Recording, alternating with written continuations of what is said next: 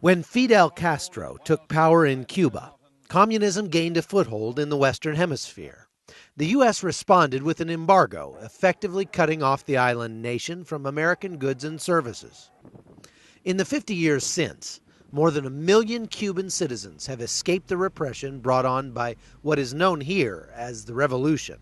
Today, the average Cuban citizen still can't change jobs without government permission, and an unauthorized internet connection could land you in jail. The government owns most businesses, and the average citizen makes only about $15 a month. Change happens very slowly in this authoritarian country, but it is coming. Some would say out of necessity. You know, it's surprising how little has changed here in downtown Havana, Cuba, since the embargo began in the early 1960s. But one thing that is changing is the area of religious freedom. It's kind of surprising for a socialist country. What we had in Cuba was a very hard time for the church. Almost 30 years that we suffered discrimination for our faith in Jesus Christ.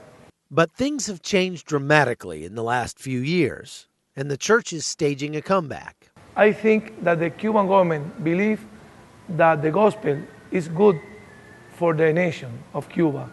And for that reason, they are asking the church in Cuba to help the Cuban government to bring back again the great value of the Cuban family. In the past, being a Christian here all but guaranteed a very hard life. Persecution was the rule, with church leaders routinely imprisoned or driven out of the country. Those attitudes started to change when Raul Castro was elected in 2009. He promised to move the country away from some of the old communist policies, especially towards religion. In 3 years, from 12 prayer groups, now we have 103 prayer groups in this area. Several years ago, this could not happen, but now this is possible by the miracle of God, because I think that is the time for Cuba. Vimos tiempos atrás muchas cosas rígidas que aparentemente no pensábamos que nunca pudieran ser rotas, pero hemos visto ahora este tiempo de lluvia, un tiempo de visitación. The church is also making inroads in the public schools, where they've been given permission to teach children the basics of moral principle, something unheard of even in America today. Some locals attribute this to economic reasons. The government sees the church as a cheaper way to carry out social programs.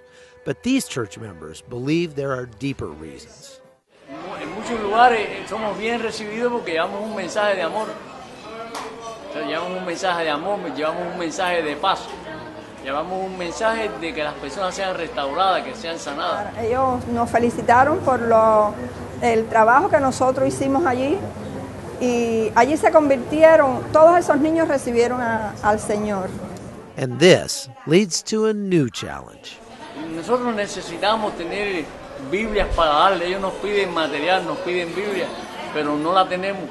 I think that the main thing is pray for us, and you can help with Bibles, because sometimes the church grow up very fast and we have not enough material, enough tools.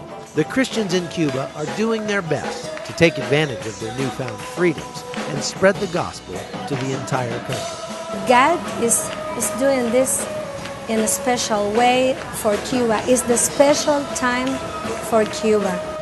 Chuck Holt, CBN News, Havana, Cuba.